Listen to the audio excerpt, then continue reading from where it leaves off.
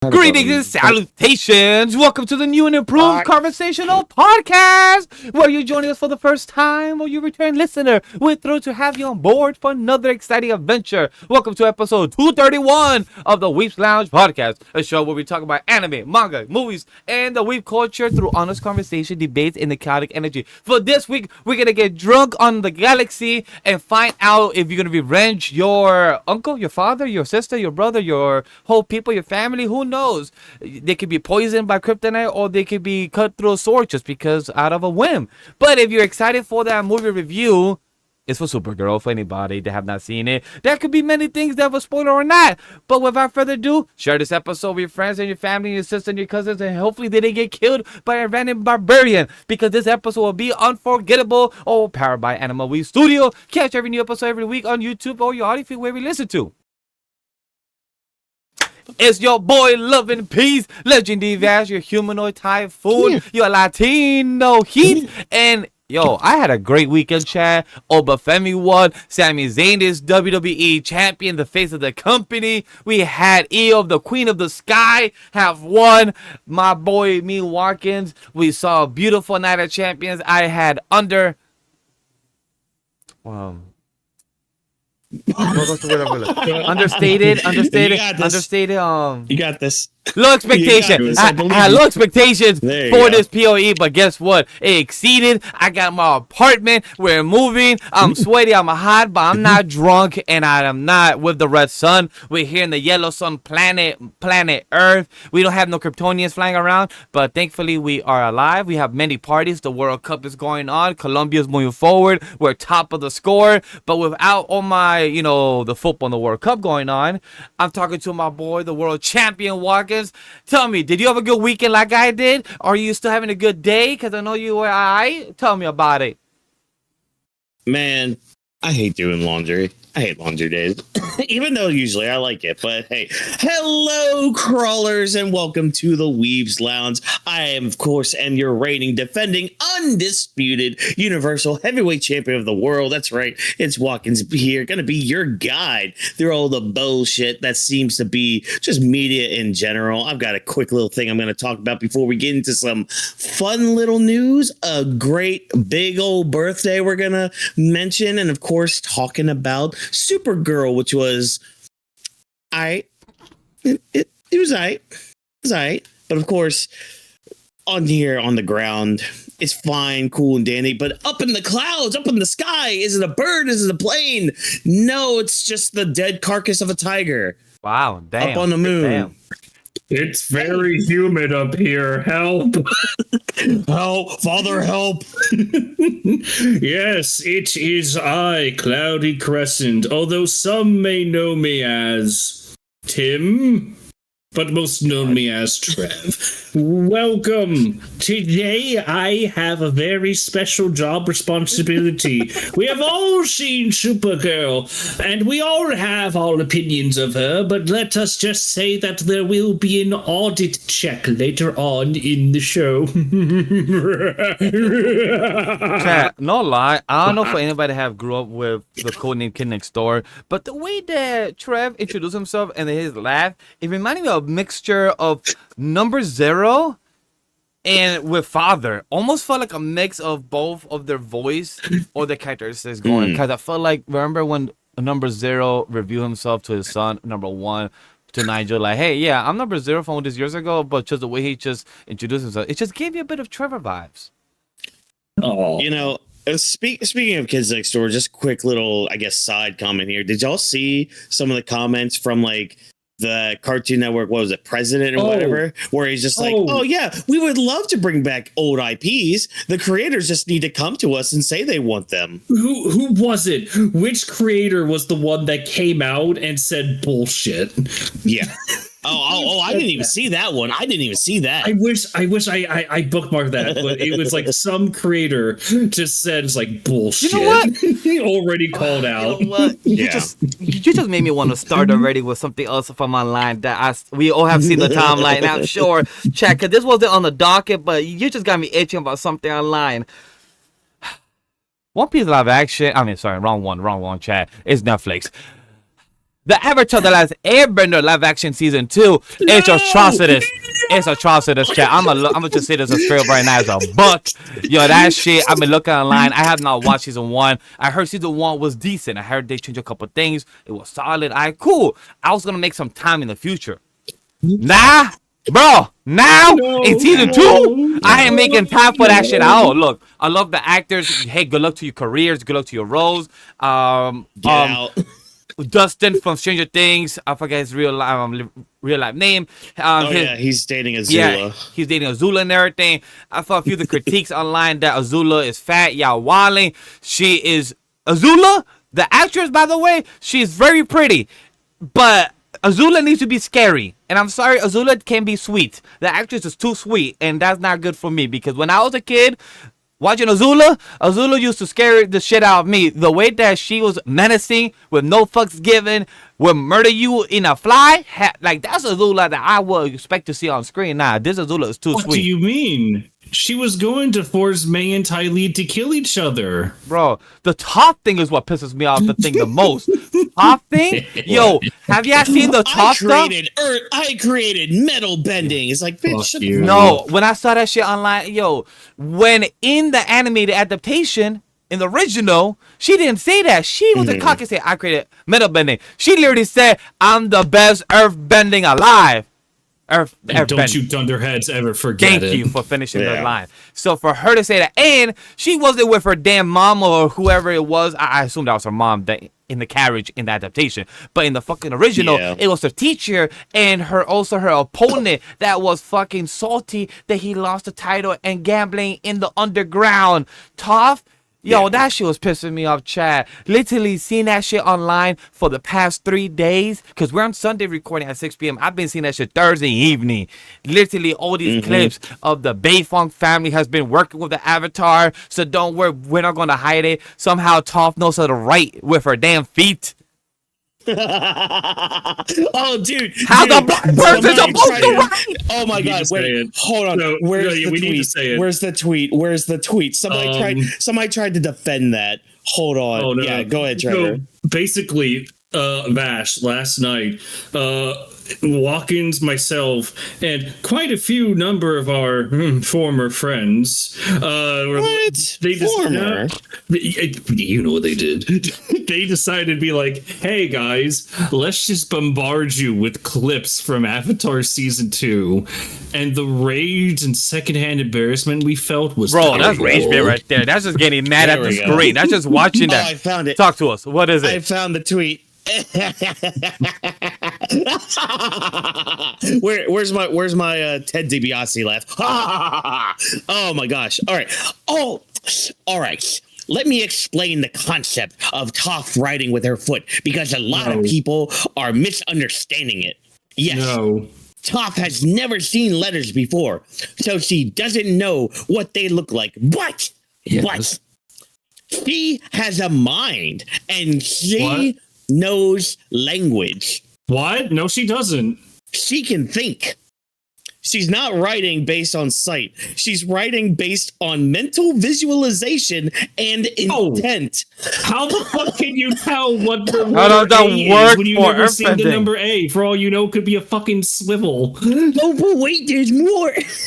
Her foot movements simply translate what's in her mind into the earth. That's not how... SP, she doesn't need to see the letters to form them. She's expressing the words she's thinking through Earth. She knows language because she hears it, you fucking fool. Bro, that's some insane trying to defend the logic. Some replies from this same person to people under their tweet. This one's great. A blind person can write letters A to Z. Do you need a real life video proof right now? Yes. She was saying it in her mind. Jesus, read the tweet. No. Wait, who did it? Who? Oh, also, quick comment. I don't know if y'all saw this. That's what it is. I saw the stuff. This question in production, I don't get why they did this. Did y'all see the small change in the Coliseum where Toph was supposed to be the blind bandit? They was fighting with Sam. as the platform.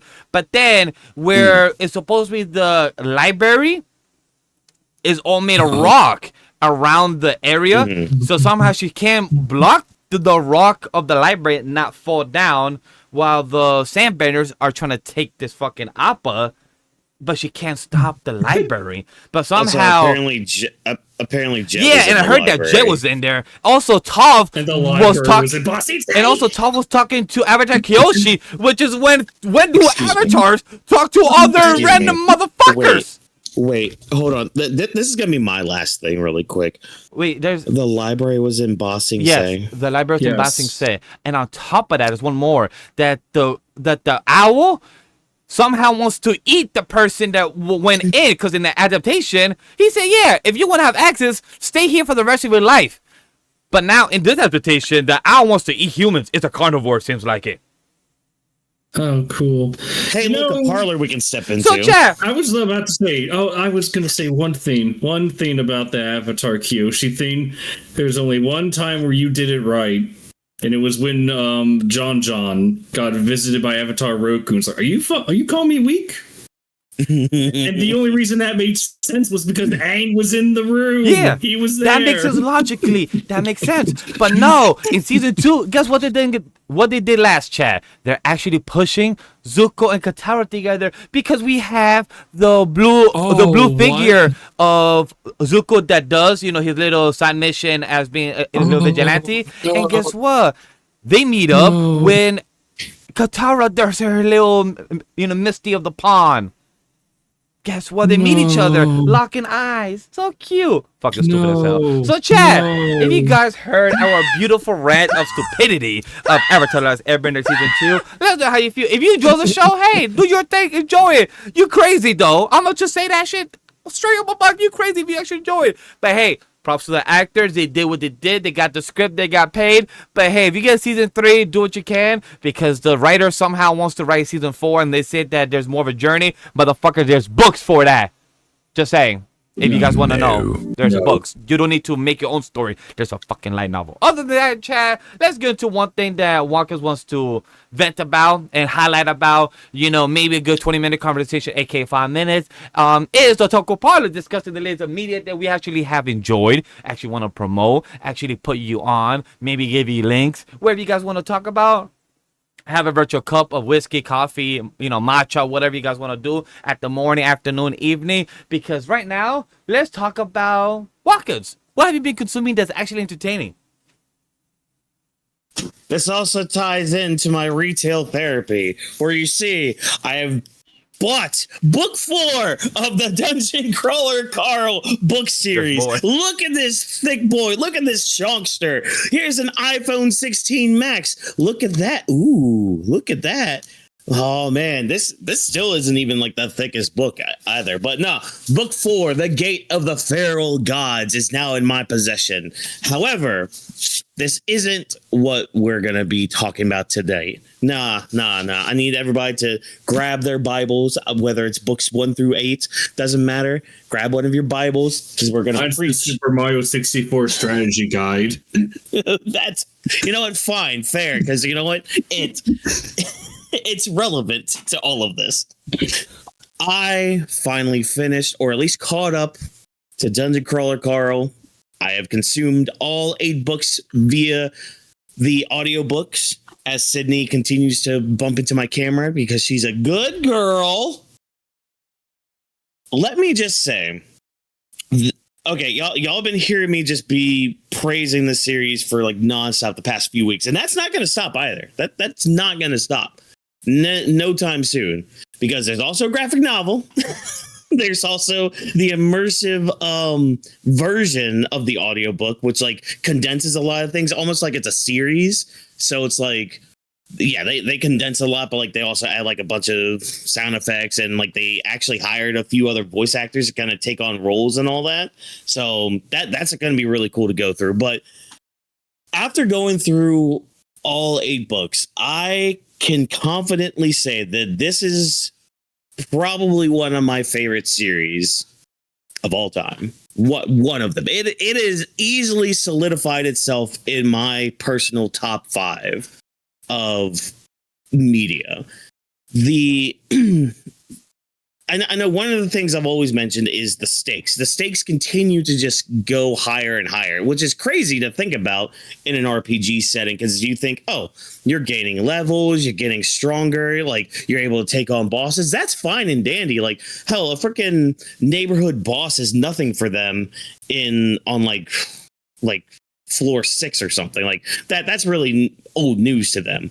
But it's the fact of everything else going around them. It's everything that's going around in space. It's everything that's surrounding the show that they're on, Dungeon Crawler World and everything. And it's done in such a way where it's like it leaves enough room to make you think you know what's going on, but you still don't know what's going on. And with these last few books I read, some characters really grew for me. For example, the sentient sex doll head. She might be one of my Samantha. Samantha is one of the best characters in the book. She's amazing. Can't just say that without filter. Yes, I can actually, because it's Dungeon Crawler Carl. It's. Dude, and I think I said this last week too, like each book has a different theme to it. So like book 8 was basically Wacky Races X Mario Kart in a way. And it's, Sydney, can you go lay down so you don't keep bumping on the camera? Thank you, because you keep going back and forth. Stop that, girl. Anywho, go. So where was I? See, you made me lose my train. The sex head. Oh, Samantha. Oh, she's amazing. She's great. Like she. No, I shit you not, because she's actually like a buffer. Like she actually kind of buffs spells, but she can't do it willingly. It just happens at random. So it's like somebody will be doing a spell and then it's just more powerful and all that, whatever. But like, it's just, it's so good. There's so many good quotes in it too. Like not only just like funny quotes, but there's also some really good inspirational shit. Like there's one that's been going around TikTok about like Carl talking about, hey, if you don't like your government, fuck them. Like literally just fuck them. Just do your own shit. You know, what's the actual quote? It's something along the lines of like, we're supposed to be creating a world and universe for our children, a good world and universe. And if your government's not doing that, then you need a new government. So yeah, fuck them. And it's funny because he says that like on a talk show, and it has immediate ramifications that he finds out about like during the show. Is it like Smiling Friends where it's like, dude, turn the channel or turn the TV on, doesn't matter which channel? Kind of, except the crawlers in the dungeon aren't allowed to watch the TV. They're not allowed, like they're allowed to watch one program, and that's literally the program that shows like the highlights of the crawl, which is like people dying and shit. And dude, it gets there's a moment where like they get to the 11th floor in book 8, and Carl looks at the number of humans left, like the number of crawlers left, and he says the number, and it's one of those things. It's like you always hear like the numbers going down, people dying or taking deals and all that, but it really puts into perspective like the world that like the environment that he's in. And it's just like, it's just him, his small group of friends, and his ex's pet cat. That man, and I swear, Donut might be the best character in the whole book. She might very well be the best character in the entire book, and she gets broken as fuck. Like she has a monologue, and it's literally a skill she has called monologue, where like she basically gets conquerors hockey. To kind of put it into like a way y'all can understand. Like she basically gets conquerors hockey, and she's just like monologuing. Then she uses like flash step to kill somebody. It's like what is this cat right now? Like it's so cool just seeing like the growth from that. But like there's also a lot of character growth. Like there's still a scene. It lives rent free in my head from book 5. The Butcher's Masquerade, where they meet up with an old character, a character we thought was dead. And they meet up with them, and like during one of these talk shows that they're forced to go on, and she literally asked them, because she's a show cat, so she's all about the performance. She's all about like the theatrics of it all, you know. Like she's constantly on her social media board, seeing what people are posting and all that, which is not very good at one point, but that's for you guys to find out. But like she has this one scene where she's like, "Okay, are the cameras off?" And it's probably one of the most cathartic scenes I've ever felt, like in my soul. Like literally, Donut goes off, and I immediately think of my dog, and I'm just like, yeah, you know what? Fuck all that. Yeah, you know what? You go, Donut. You go, Carl. And it's amazing because again, when you hear the concept of this story of just like the world is ending, the world is done, the world is blowing up or whatever, and you basically follow a guy in his underwear, in his heart-shaped boxers, mind you, with his ex's cat crawling through a dungeon. That sounds stupid. There are bad llamas in this. There are goblins. There are crack addicts. There's so much. There's crabs. How do I say it? There's crabs pleasuring themselves in an ocean to save the world.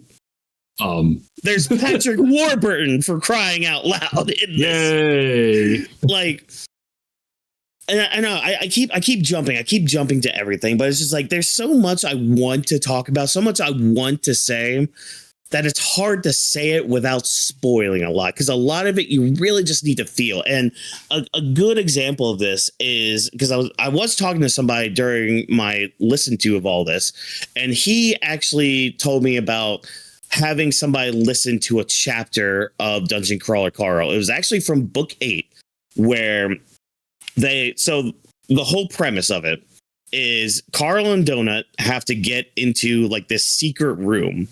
And the only way they can do that is if they can get on stage, sing karaoke, and whenever they're singing karaoke at this bar, there's like a meter right above their heads that shows up that has like a red, yellow, and a green Guitar Hero logic? Yes, literally, it gets into Guitar Hero, and the only way to get into this secret place is to have your meter be all the way in the green throughout the whole song. So that's just the setup for this. But like they're in this bar with like their group of friends and all that, having to do this. So they get on stage and like they've taken like all these potions, and Donut has like this headset on so that way she can have her voice auto-tuned because she's not that great of a singer. Yet she's a bard in the party. Like, oh, how unfortunate. she gets a bard class at one point, but whatever. So like they're singing Take On Me, but at the same time there's a bar fight going on, and like they legit got the song in the audiobook, and it's playing throughout the whole time while Carl, like intersplicing with like Carl and Donut singing, but then like the narration of Carl talking about like describing everything happening. Like, oh, Mongo bit off this guy's leg. Imani like blasted this guy with her magic or something, or like a beer bottle went through this guy's eye or something. Like it's going through this bar fight while the song's playing, while Carl and Donut are singing. And it ends so perfectly too, because like Donut is the quote unquote bard of the group, and she's like the perfect singer because of all the enhancements she already has to have. And it ends so in such a funny way too. But it's like just that one chapter. Like if you look at that in isolation, you look at that and you're like, okay, you know what? Funny scene, great scene. But once you get the context of everything that came before it, and you get to that little moment, especially with like Carl and Donut like doing this with their friends around, and one person was missing, and I'm mad that the one person was missing because she would have loved to see Carl try to sing karaoke. Like it's just you meet this cast of characters and you want to see their journeys too. Like you don't get a lot. You get like little snippets. Like there's this crocodile guy named Florin who's Australian. Oh, Gummy Goo. Yeah. Got it. Unironically, kind of. My boy, my goat, Gummy Goosey. I love it. Kind of, except he's not an NPC. Which even the NPCs get character development, dude. Even the NPCs, like. Oh my god, it's so cool. It's so well crafted. And what's crazy is when you listen to interviews of Matt Dinniman talking about his book series, he keeps saying that he just writes as he goes along. And you can kind of tell. No shit. Kind of. He's literally just like, oh, this would be cool to put in here. But you can kind of tell, like, sometimes he'll forget something or he just won't do much of like a certain concept that he introduced earlier on. I mean, he'll still reference it because, you know, it's still a thing. So like the viewers thing, for example, because like literally for the show, like in universe, the show Dungeon Crawler World, people around the universe are watching this show, but you can choose a crawler to like favorite or follow or subscribe to. And basically a lot like Twitch or YouTube. So basically they're almost like Twitch streamers too, having to go through this dungeon. Like there's so many like ideas and concepts just packed into this thing. And it's the world is built so well that even if you don't get a mention of it, you still know what's happening. Because like they'll still mention, oh yeah, like my views and followers and all that. Oh, like they'll have a manager to be like, hey, you know, Carl, maybe not kick that guy in the nuts. Not a lot of people started clicking off on that. And that is a thing that happened. Even Donut was just like, yeah, Carl, don't do that again. They have DMs, they have like all this stuff just crammed into this series. And again, like each book at the end, like the climax of each book is so batshit insane.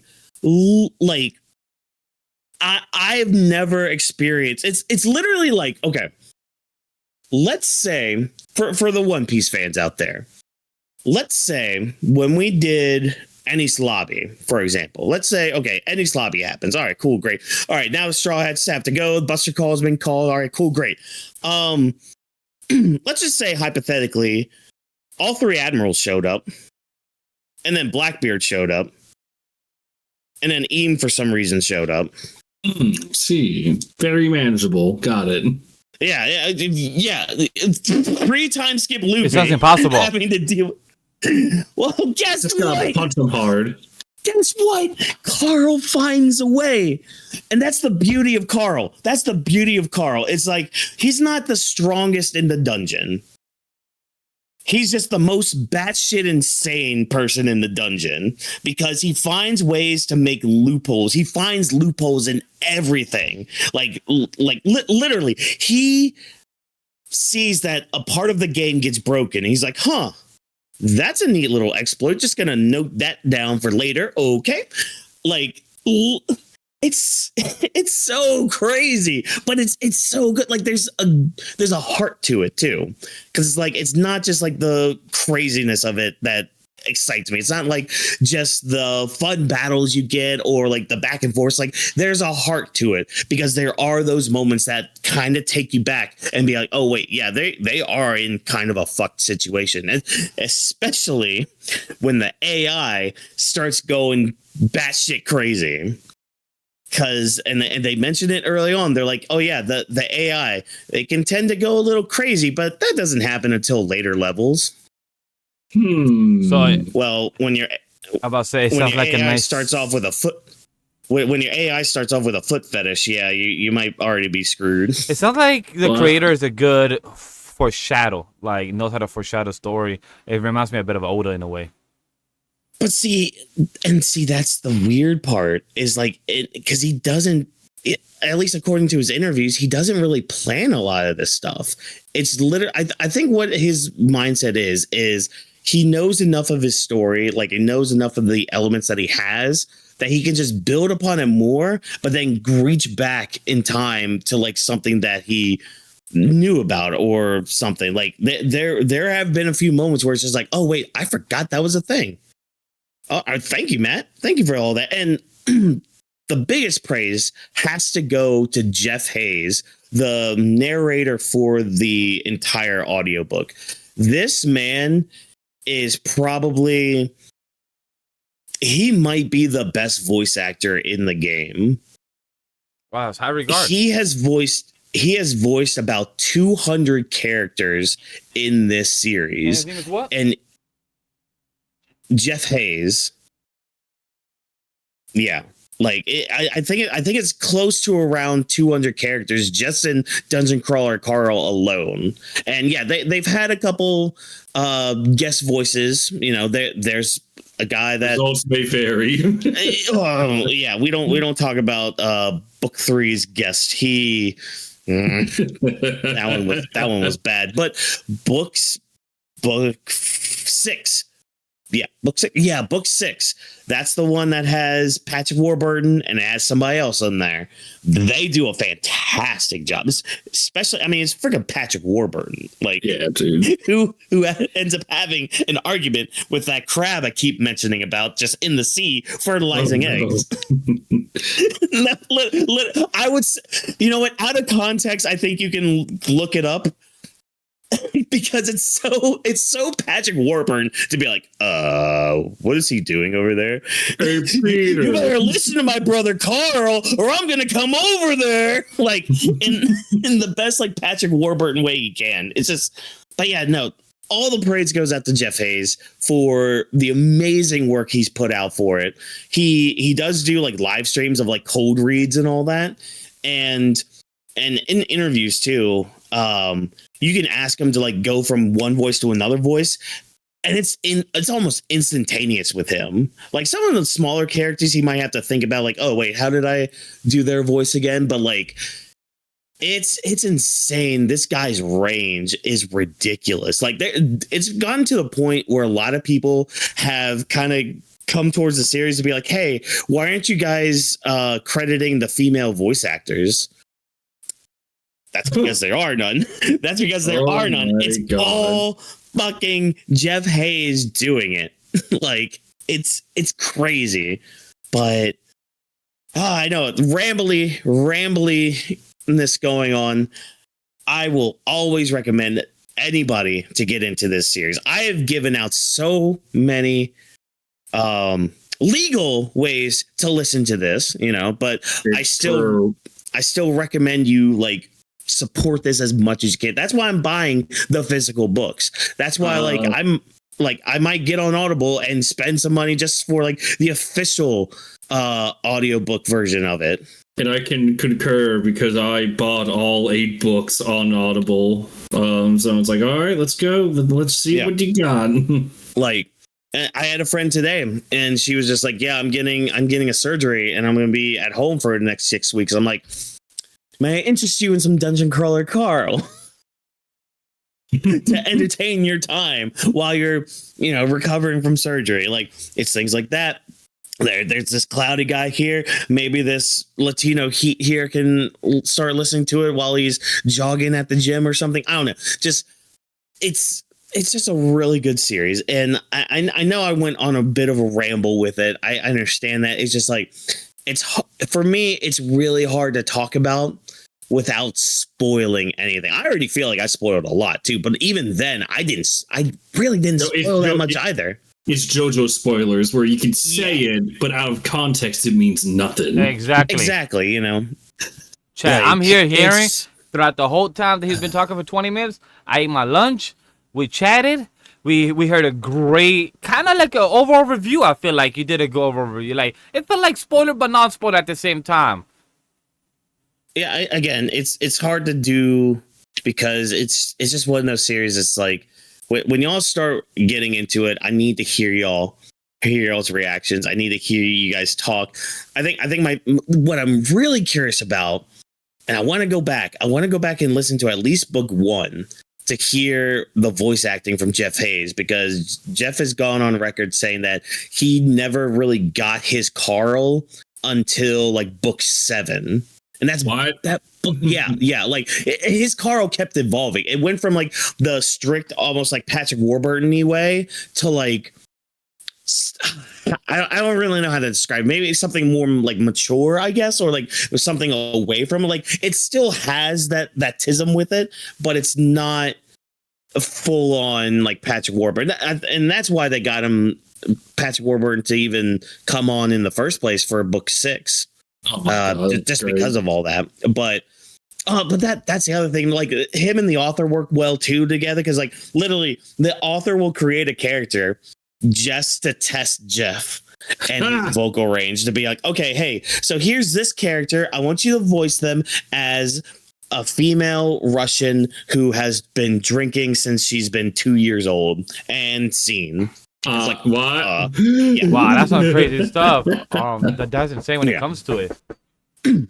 So go listen to it, go read it, go consume it, because there's gonna be a live action adaptation of excuse me. Ooh, that went down weird.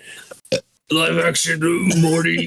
Live action. Yeah, I'm like, is he trying to say something? Which one is it? Yeah, no, there's gonna be.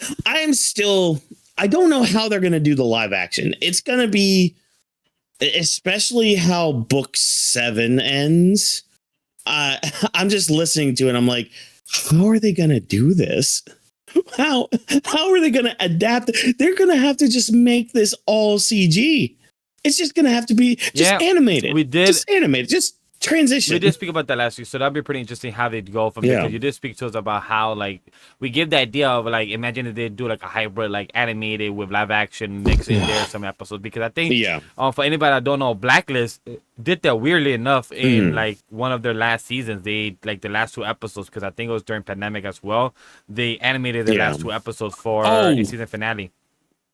Yeah, I remember that. Yeah. So they could make it work. If Blacklist could do it, anybody else could do it. I feel like.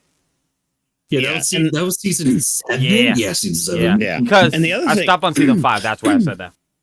Sorry. But like, and the other thing too, I don't know how they're gonna do a lot of the dialogue, because a lot of it is through like their DM system.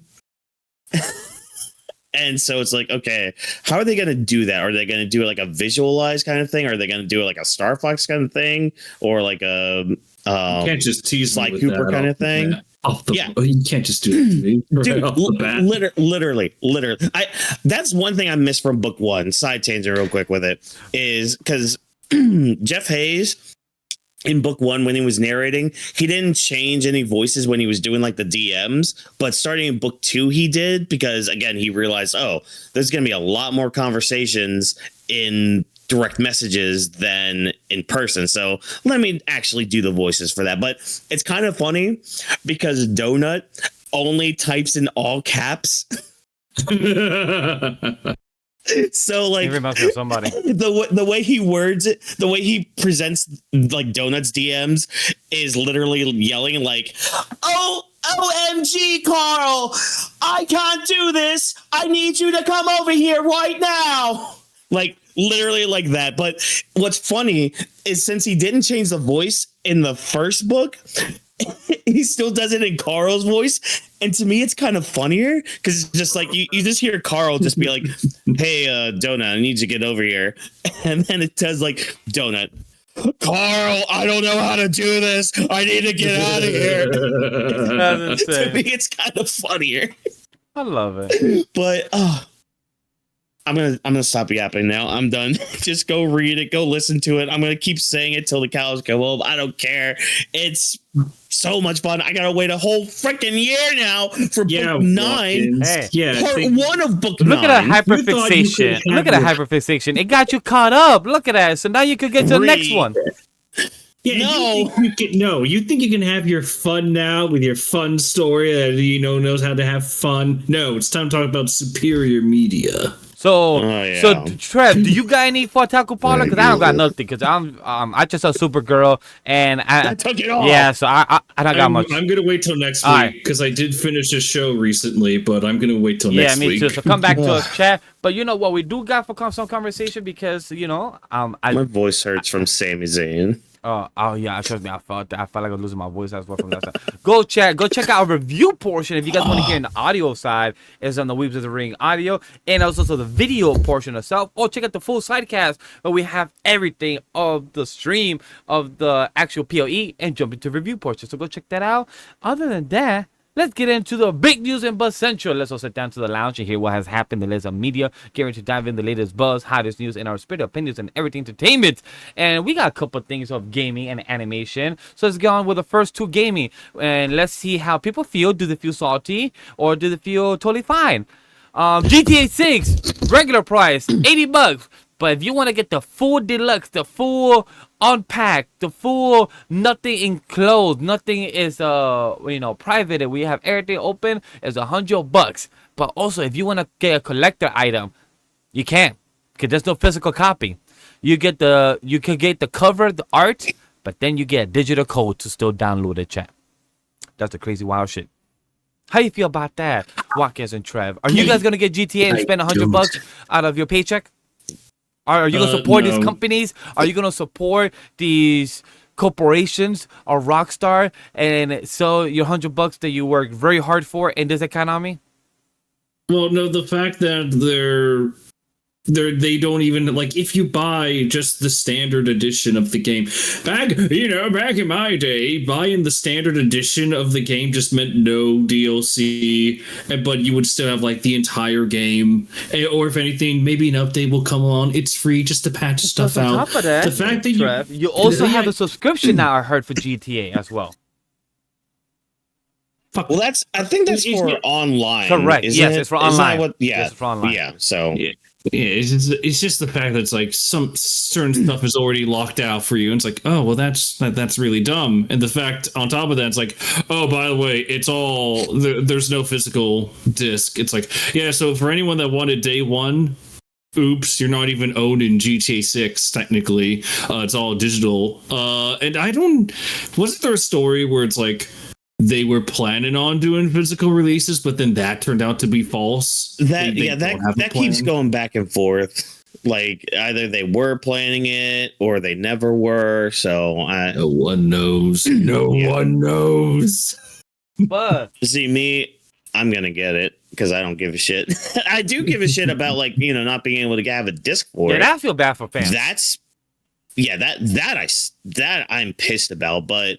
I mean, as my thing is, as long as the quality is that of the trailer that you showed, and I also know the kind of detail that GTA does put into their games, how much stuff that they put into it, how much little details, even though sometimes it can break, but that's just the fun of it. That is the fun and charm of GTA anyways. And plus, I've been waiting how long? 13 years? Yeah. 13 years? Y'all been working on this shit? But it looks good. Again, as long as that's translated fine. But yes, I will be shilling out $100. I don't give a shit. I know I'm going to get my money's worth in it because I'd rather spend $100 on a game like GTA than 60 or 70 on a game I'm going to play for a weekend and then never touch again.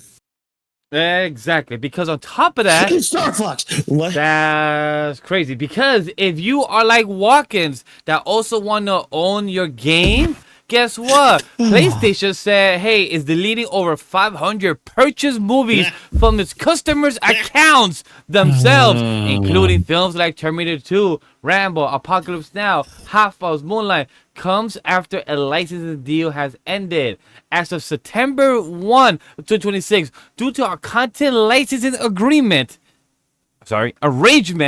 you will no longer be able to watch any of your previously purchased studio canal content, and the content will be removed of your video library. If you guys are unaware, over 100 games are being removed from the PlayStation Store as Sony cracks down on shovelware. Studio Alley Games has had older titles removed from the platform as a result of their new guidelines. So, chat, If you were salty about GTA and not owning the game physically, well, guess what? You own it. You own it downloadable. But guess what? It might not be forever because the Rockstar said, "Hey, if you own it, we want to get rid of it." It seems like they could do that because Sony just did that with their movies and their IP because they have the power to do so. So, Trev, how do you feel about this? Are you salty to the balls about this? Are you angry? Yes. Salty from my head to my feet. Cause it just goes back to like if you buy digitally, you don't even own it, and that lesson has never been learned harder than this. Where it's like, hey, all those movies that you got, all the digital media you got. What else is there to say? Really, it's just nonsense. For when you say the word purchase, you can't even say purchase. It's You like borrow. It's like you're going to a Blockbuster and you don't know when the rent time is up. How about you, Walkers? Any thoughts about this? I mean, y'all are stupid anyways for getting movies from Sony. That is very true. That's y'all. I'm just gonna call it out. Y'all are just stupid for doing that in general. So I do agree with that. But if you guys are not stupid and you guys have actually been outside, been touching grass and touching the internet waves because some awesome animation / anime news have dropped in the Anime Lately segment. So let's get straight to it because not just one, not just two, not just three, not just four, not just five, not just six, not just seven, but 7 projects are in the animated works. And two of them could be anime considered. One of them is 100% sure. The other one, I will call it anime because that is 100% going to be anime style. And it's absolute Batman, Crypto, Joker, Laugh Riot. That'll be the anime inspired. My Adventures with the Green Lantern and Mr. Miracle, Starfire. We have more information about Starfire and Creature Commando Season 2. So, Watkins, what's your favorite out of this news of the DC revealing these new projects at the Annecy International Animation Film Festival in Europe that happened? I'm interested in My Adventures with Green Lantern because I am a fan of My Adventures with Superman, which season 3's been it's been solid. It's been good so far. I got spoiled from something and I'm mad. Oh, I'm sorry. I'm sorry about that. But which is funny because what's her name for My Adventures with Green Lantern? She's actually in the second episode. Yeah, it's the second episode that she's in. She actually makes a cameo appearance in that, where it seems like she's getting inspired by Supergirl and all that. So it looks like there might be a bit of a time skip between My Adventures with Superman and the Green Lantern show. But just to kind of read off the tweet with the Green Lantern one, it's set in LA and Hal Jordan Memorial High. Okay. Cool, neat. All right. Jessica Cruz is going to be our Green Lantern here. And I did listen to a short video about Jessica Cruz a little bit. Apparently she's got a lot to do with she's going to be very relatable to the young crowd, the hip, modern young crowd, Cool, neat. But she tries to understand what it means to be a Green Lantern. So that's going to be her arc in the first season, seems like. There was a clip shown of Jessica transforming. And I'm not even going to try to pronounce that. Auli Cravalo. Staying the oath. All right, cool, neat. I butchered your name. I apologize. He's one of the aliens. Alex DeWitt, Nikki Jones, Thomas Rowe, and Kyle Rayner play key roles. There's hot villains that were teased, seemingly including Yellow and Red Lantern. So it's going to be interesting what they do with Jessica Cruz. I'm sure there's going to be that crowd that are going to be anti-woman power. And to that crowd, I say, hey, remember what I said about those Sony people? Yeah, you probably bought movies from Sony. I bet. I'm curious to see what they're going to do with the origin story of Jessica Cruz, because for anybody that don't know the original origin story, she used to be with another Green Lantern, and they used to be connected. They used to be near each other and everything, but then they split the origin of them and they changed it. So I'm really curious to see because she got introduced, like she's a new character. I think like 2014, 2015, she got introduced in the comics of DC. So I'm really curious to see what they're gonna do in the next coming years, because she's been in the animated side a couple of times. They've changed a couple of times her design, so I'm really curious to see what's gonna go with her. I'm excited for this one. I'm excited for the absolute Batman, the anime series. Scott Snyder is a series. Will be the showrunner. That's fucking awesome. The other one that I mentioned earlier is the Joker anime series is in the works. A series follows Joker as he launches a ruthless crusade through Gotham's underworld to discover Batman's killer. Yeah, I think the premise has me more intrigued than the possible show. Yeah. I guess I don't know, because it's basically like, oh, what does the Joker do without Batman? What is the Joker without Batman? I guess we'll find out in animated form. But yeah, the absolute Batman is the one I'm really looking forward to. Oh, if you guys don't know, so the studio that's making this, Solo Entertainment, has made the Rick and Morty, the movie, in 2021. It also made the Rick and Morty anime in 2024. Tower of God season 2. Lazarus in 2025, and in 2026, Rooster Fighter. So that's what they have done in projects. So that is their only history. So it seems like their new project, their new studio. Oh, Tower of God season 2. Oh no. Yeah. Hey, it wasn't the best, but it was solid. The one that I'm excited for, that I didn't really had expectations, guys. I don't know how about you, but it's the new details of Starfire was revealed, and this is all new. Like, I don't remember this being in the comics or much about it. So she's a leader of the team Alien Girls, which consists of Crush, Fern, and Amethyst. I don't know who the fuck they are. Set in the Vega Galaxy. I'm like, don't know, never heard of that galaxy. Hayden Watch is returning as the voice of Starfire. I don't know. I don't know if that's the OG from the original. If she is, awesome. I'm here for it. I feel like she was great. But then this was awesome. A short clip of Starfire versus Blackfire was shown. That's awesome. Lobo, Gotham City, and the Nigerians will be making an appearance. Obviously makes sense. Large Shadow Car will be feature at display at the new location, so I'm excited for that, for the Suicide Squad, and is described as an 11-minute kids show. That's the thing that I was a bit questionable, like they're trying to go for the younger audience, my assumption, but this one was pretty cool. Puffy Amiyumi returned to perform the theme song from the original Teen Titans and from their own original cartoon show as well from back in the day, for anybody that don't remember. Trev, any thoughts about the DC projects, the animated ones? Is there anything that we have mentioned that you're excited for, or any ones we haven't? Crypto, Mr. Miracle. Nope. Damn. You're getting excited for the Creature Commandos? Not even excited. No. None of these, not even Absolute Batman you're not even looking forward for? They'll fuck it up, mark my words. Oh my god. Okay. No faith. All right. So let me ask this. Are you excited for at least the One Piece trailer that came out from Weebs Studio this past week? No, Trev, you're not even excited for that? I mean, it's cool, but we already have a lot of remakes of that already, plus the live action exists, so I'm sticking with that. I don't need that. I don't need the anime remake. I'm fine. Look, the one thing I'll comment about this is that I feel bad for the voice actress for Luffy being forced to do the role of Luffy, because she's I think like 85, 90 years old, and that's the one thing that I feel that's the one thing I feel bad for her, being forced to do the job, because she asked them, and an interview came out, so like, hey, I suggest to look for somebody else. You know, I'm getting older, like a new audience, just to get it done. And if she does ever pass away, that person could take her role in the in the toy animation version whenever that time comes, because you know we don't live forever. As much as it sucks, Chad, we are gonna die eventually, and the older we get to age, is the more our body is gonna wriggle out.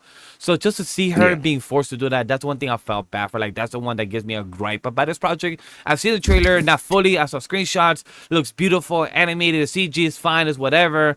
The one thing I did prefer a bit of the old school when it comes to King of Pirates Roger, like just that more of the color pastel style, the art style on him more. I prefer the cool, clean aspect. Is like cool. It reminds me of kind of Wano stuff right now. Like, that's about it. But the One Piece thing that I felt hurt for is the voice actor Luffy, for her to actually feel forced. That's my one complaint about it.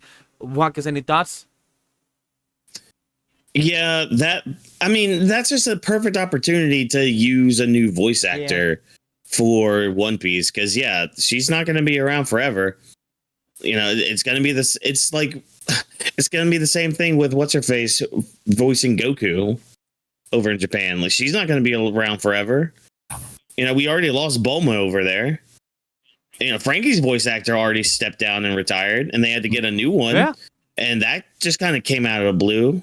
So I don't understand why they I get it on one end with like the whole marketability thing.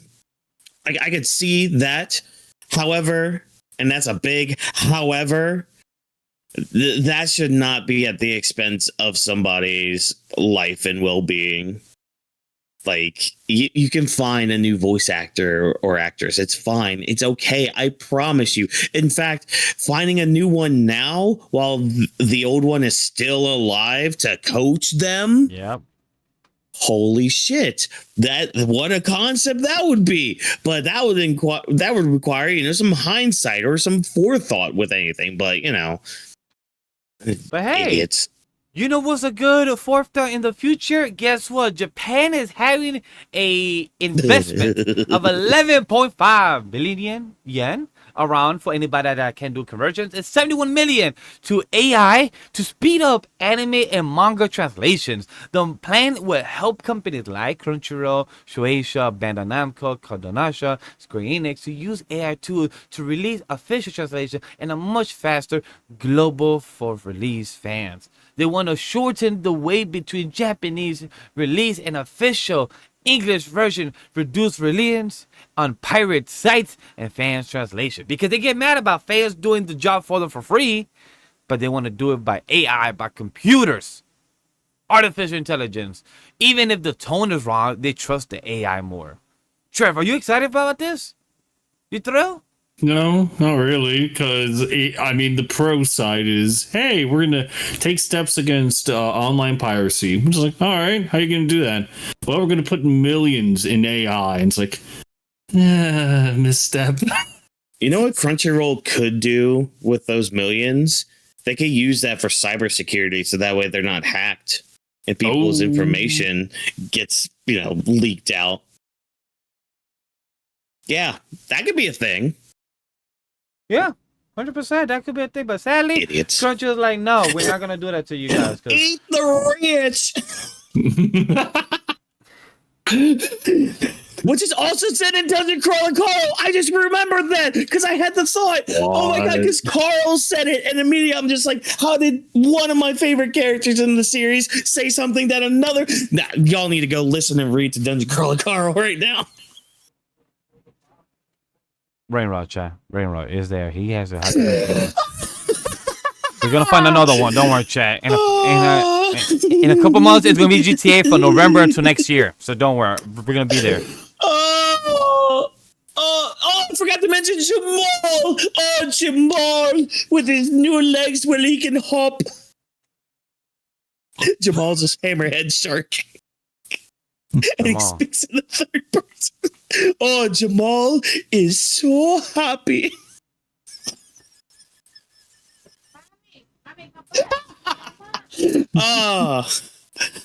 Hey, look, we had a birthday today / when we recorded this. Yahoo! Talk about it. Whose birthday was it, guys? Oh, the one and only Mel Brooks. He turned 100 years old today. Let's talk about it. Has defused landmines in World War II at the Battle of Bulge. Is one of the only 22 people to win a competitive EGOT. I forgot off the top of my head what the EGOT is. I'll check it in a second. Changed his name to avoid being confused with a famous trumpet player and just filmed a Spaceball 2 at the age of 99, chat.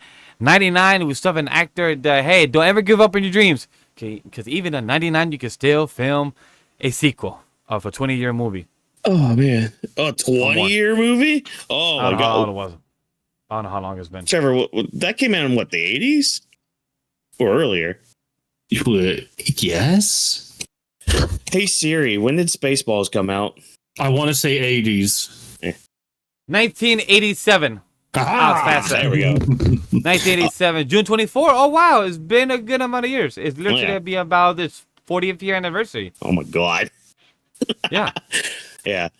Yeah, No. next year on June 2024, Chad, is gonna be on 1987 to 2027. It's gonna be a good 40 years anniversary of Spaceballs, and we're about. Oh wow! So that's why Spaceballs 2 comes on next year. Perfect on a 40-year anniversary.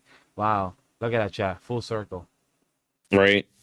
Any favorite memories of Mr. Mel Brooks from you guys? Give me a second. I just see that. Trevor, while he's looking for something to say. I know there's a lot. It's tough, man. Yeah.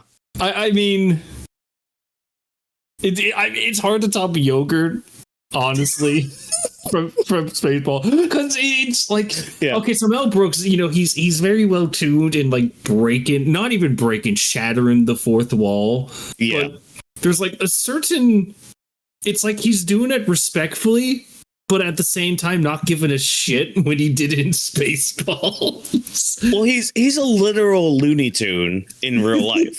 That's what he is. That is what Mel Brooks is.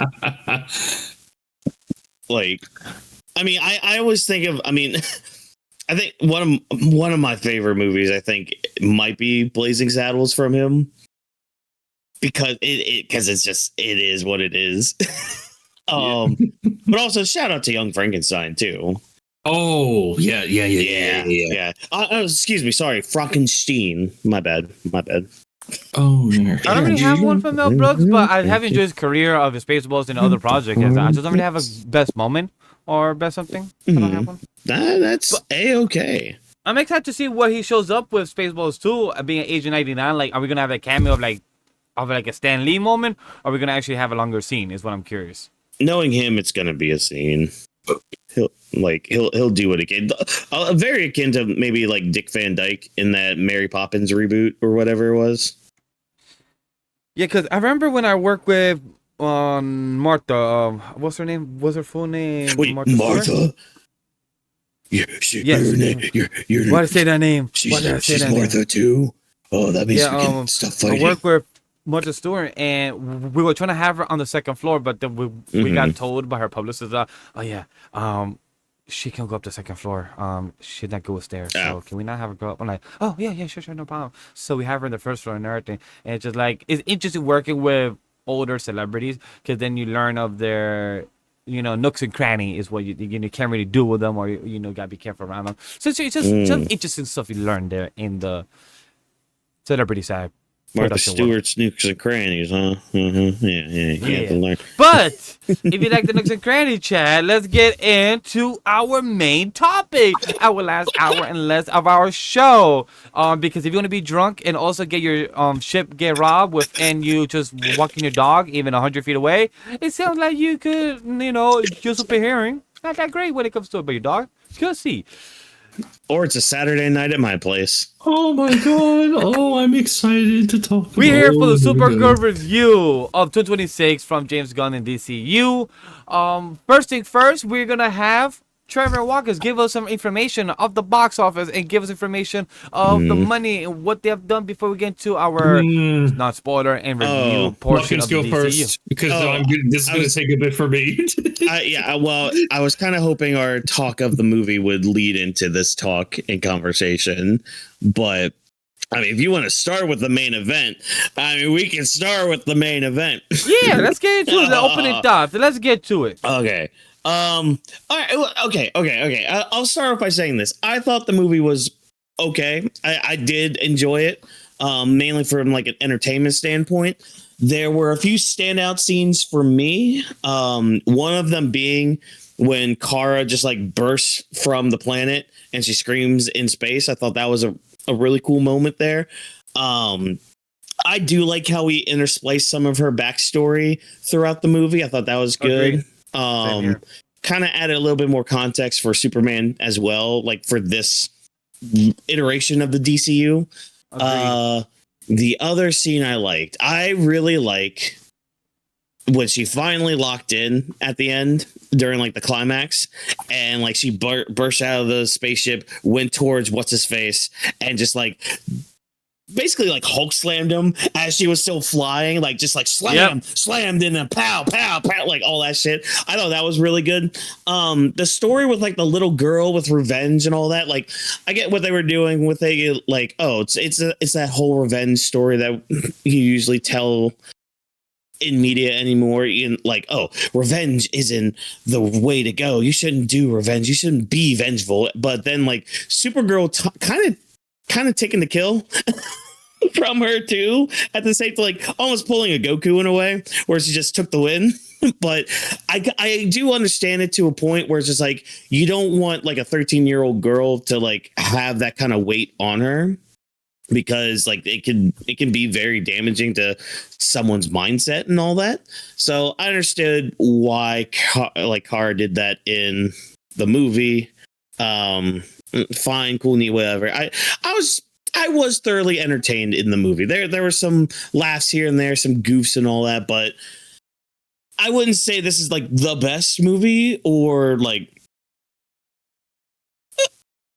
in maybe a Trevor sense of the word good. I would say maybe, if that makes sense. And that's in no way saying, oh, somebody here is a negative Nancy or anything. It's just, we all have our interpretations of good and bad. That's fine. But yeah, I mean, I was entertained by it, at least. Like it's not like a Thor Love and Thunder issue where I was watching the movie and felt embarrassed watching it, being like, why am I watching this? Why did I like waste my money? Like that, I think that's the important part there. I don't feel like I wasted my money seeing this.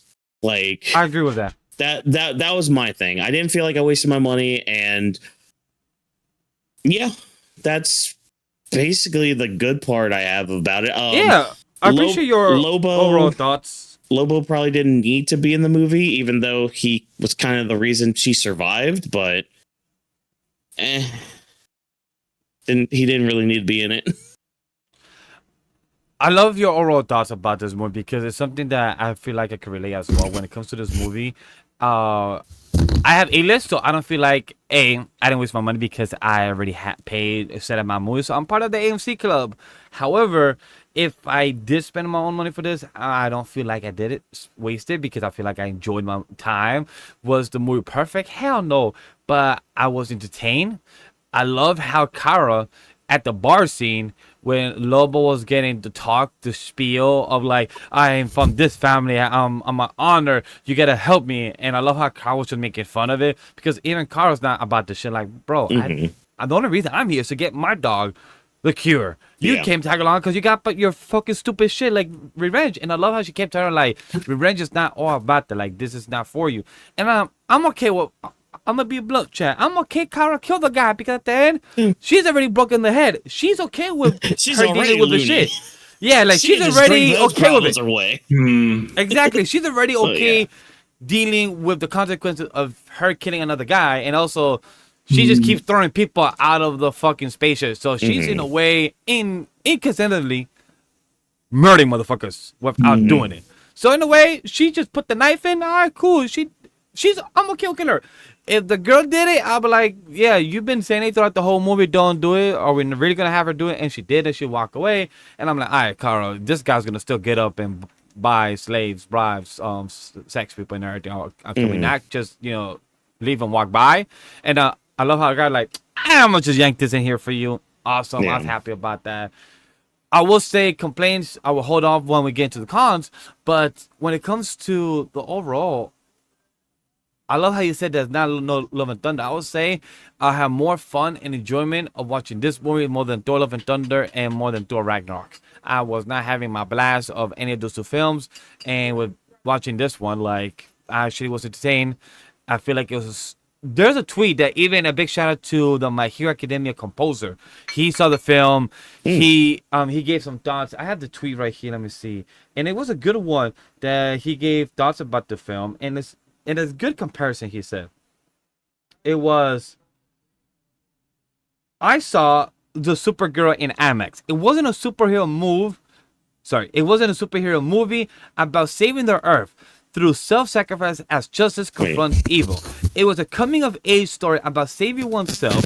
Kara, as she struggles with her own trauma. Structurally, it feels less like Mad Max Fury Road 2015, where everyone is driven purely by survival instinct beyond notions of good and evil. More like the good, bad, and the ugly of 1966, where heroes, villains, and scoundrels all converge. And when he wrote that, I'm like, yo, that's a perfect explanation of seeing that world of outer space where they don't really have laws like that, where Earth does, where there's some type of judicial laws and court system where we have morality and everything. But in outer space, they don't have that type of concept. And just the way he explained, like, it really made me appreciate the perspective of what and how to describe it a lot more when I came out the movie, so that's something that I appreciate. But before I ramble on more, I want to pass it to you, Trev. What's your overall thoughts of the movie itself? The film is like a fucking DoorDash meal, where it's like when I order DoorDash, I get it. I think, all right, let's just get through this. Munch, and I'm thinking, all right, was that a waste of money? Nah, I mean it was a meal. It happened. I found this film to be incredibly hollow. There really wasn't much of any substance to really gather. Kara is a very inconsistent character from start to end. In terms of values, in terms of her own treatment of Crypto, this dog she loves very much. And the first time we see them is in a bar, and she's just under a red sun, just letting Crypto eat fucking broken glass and doing all this other stuff. It's like, hey, that's so harmful. So, it's just there really wasn't much for me to absorb. I didn't like this. This was like the weakest incarnation of a Supergirl I've seen. Even though the bar is set pretty high between Justice League and I was about to say Young Justice, no. Batman, Superman, Apocalypse. Yeah, that Supergirl. Yeah, awesome. That one's really good. Also, the Supergirl from the CW was good too. I haven't even I haven't seen that show, so I can't really speak to it. I do recommend it. If you don't watch the full show, that's a lie, and also it's a CW show, so it's not perfect, the writing and actor. But the crossovers were entertaining, and she was really good for those crossovers, and those were one of the best moments. Just seeing like live action stuff and the Young Justice stories there, it was great. Okay. And then what was the other one? Because there's Adventures with Superman. That one. In that one. But yeah, it's this movie.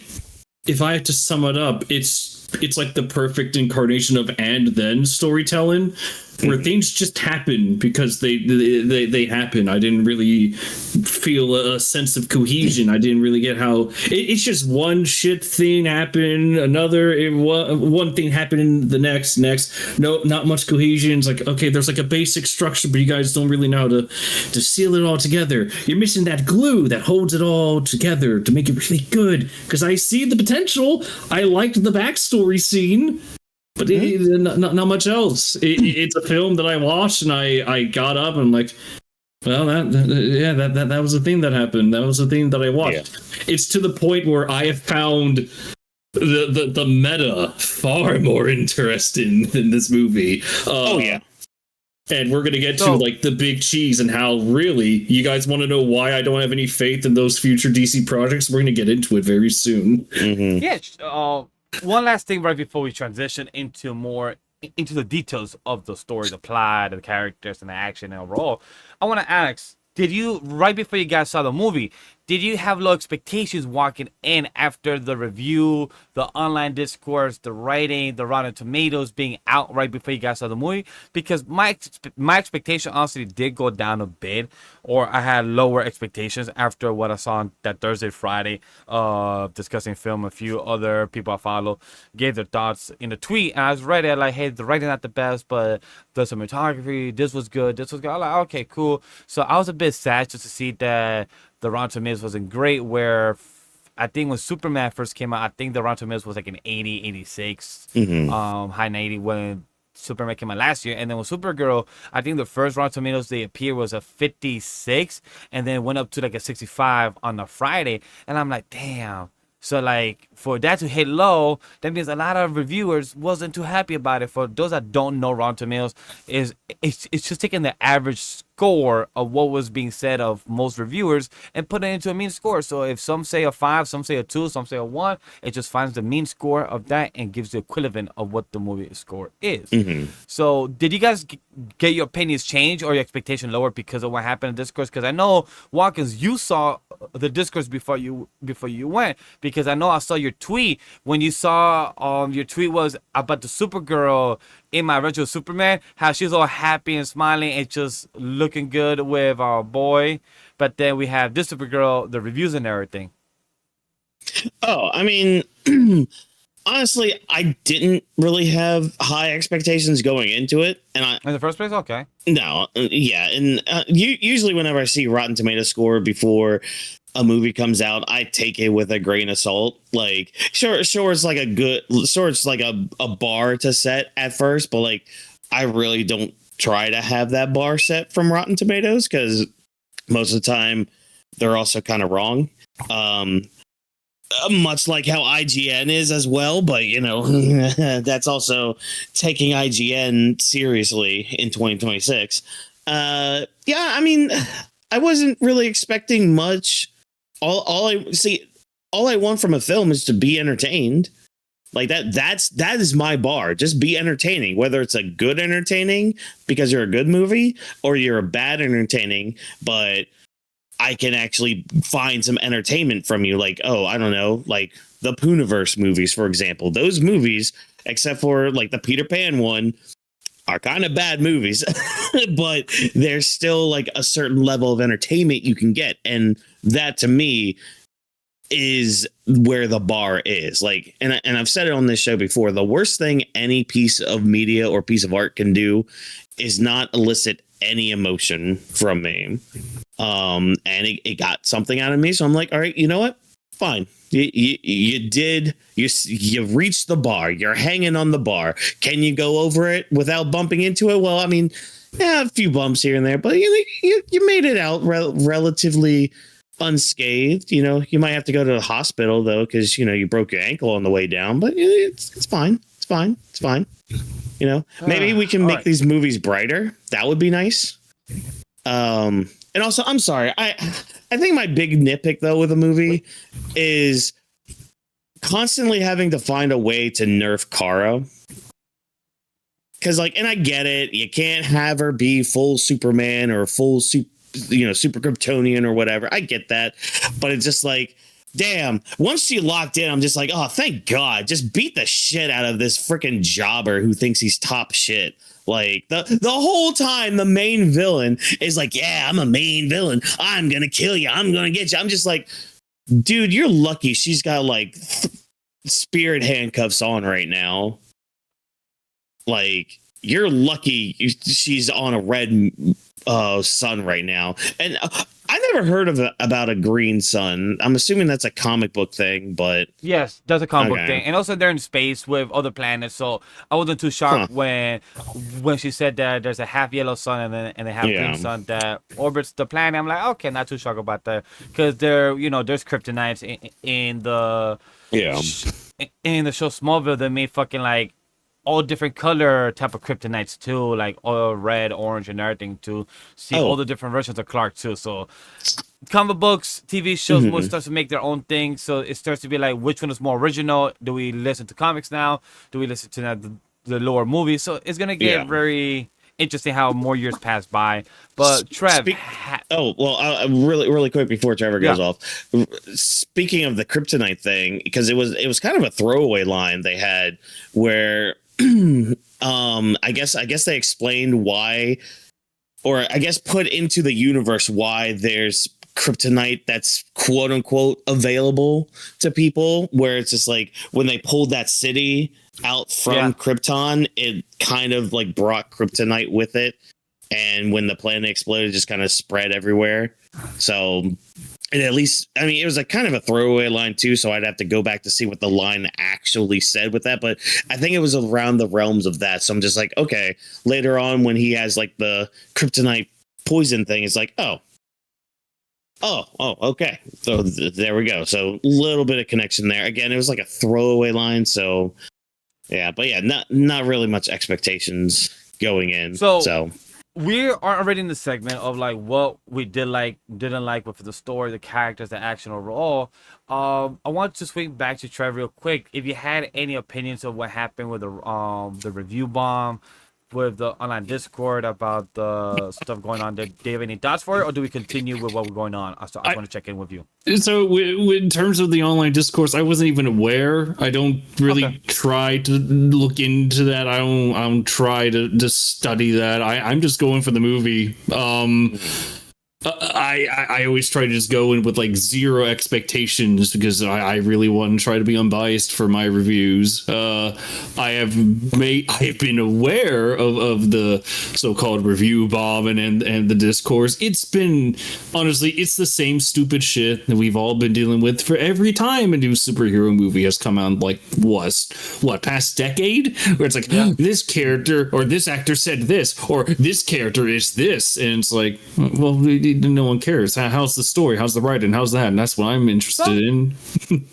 I want to bring up something that we're all kind of skipping around, is the writing, because this is something I wanted to give you guys some quick information about. So Superman, last year that came out in 2025, that was directed by James Gunn, but was written by James Gunn and Jerry Siegel and Joe Shutter. So we have 3 writers here. But then in Supergirl 2026, it was directed by Craig Gillespie. I'm about to show you guys what they have done. Written by Anna Nogueira and Jerry Siegel and Joe Shutter. So 2 same writers from Superman. But we have a new writer here. But just to be aware, Anna Nogueira is an actress with a big background that has a few projects. But for writers row, they have a short from 2018 called We Win. And then other than that, Supergirl. I was very disappointed when I saw that as a writer, you have no resume to really make sure to give an input, because now their upcoming projects right here on IMDb, it says Teen Titans, they're a writer right now, they're in pre-production, and then they have 2 other projects, one for DC, Wonder Woman. So I'm like, damn, I hope we get more people on that, because if we only have you with not much of a history, where a lot of people complain about this movie was the writing. So like when you don't have somebody that has a lot on the resume or what's going on, it's very disappointing. So how do you guys feel about that, knowing that the writing was the weakest part, and maybe it shows just from who was attached to it? I mean, yeah, it just kind of shows a lack of experience in that part, which, yeah, you could kind of tell with a few just there, because again, like Trevor said, there was a lot of and then storytelling. So yeah, you could just kind of tell that there was some just experience not there.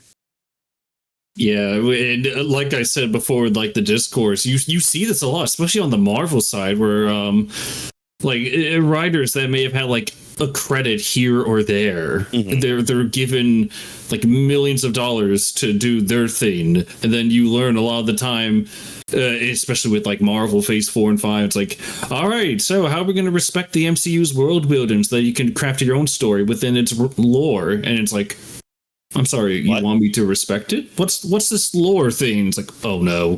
What's that taste like? It's you saw with Multiverse of Madness, where the guy, I wish I could remember his name, but he admitted, it's like, I didn't have my script done. And then you had Ant-Man 3. I believe that writer, he worked on a couple episodes of Rick and Morty, and then he was given Ant-Man 3. And then in the behind the scenes footage, you have oh no, why am I blanking on his name? The Groundhog Day original Ghostbuster. Bill Murray. Thank you. Bill Murray talks to him and he meets him. It's like, hi, this is Jeff. Wait, he's writing the script as he goes along? This is the opposite of Dungeon Crawl Carl. You know what I said. Oh, This is the opposite effect of that, where it's like, yeah. because Matt Dinniman's a competent writer. So yeah, you see this, and I think it's evident. If anyone doesn't even know what and then storytelling, it's just like you go from one scene to the next, but there's nothing really connecting. Honestly, look up. Honestly, if you look on YouTube, South Park and then storytelling, you're going to see the creators of that show just teaching the whole class. It's like, you don't want to do and then storytelling. You want to do this happens and therefore this happens, or this happens because of this. You don't really get that in Supergirl. It's just random bullshit because. The one thing that bothered me throughout the whole film is that, so we saw her do the clock. 124 hours, 124 hours, 124 hours. But then we didn't see it, like, it just was showing all white dots, not one of them saying, like, the first day has passed. By the time we see the first time and then she see another time, like, if a few hours or a few dots shows gone. But then by the end of the film, she says, oh, I don't have much time left. I'm like, okay, cool. But then the sun goes from yellow to green. I'm like, damn, like, I assume the sun to sun goes every up 12 hours. I'm just throwing guess. I'm like, all right, cool. She woke up, went up to the sky, got healed up. In my head, I thought, no lie, chat, I thought the dog, Crypto, was going to die. I thought the dog, Crypto, was like, yo, are we just going to kill Crypto? Because she might lose time. Like, is she going to make it? Because I felt like she barely checked her timer to find out, like, hey, are we good on time? Is my dog good? Do we find it? So, like, I just felt like we weren't there or clocking that. But that's just how I felt from the perspective of the film. Like, when it comes to us, the audience. And it just felt like, yo, Kara, you saw something suspicious when you got out the bar and you saw the bar dude. Yeah, like, talking, like, yo, I'm going to give them a poison. You come pick them up.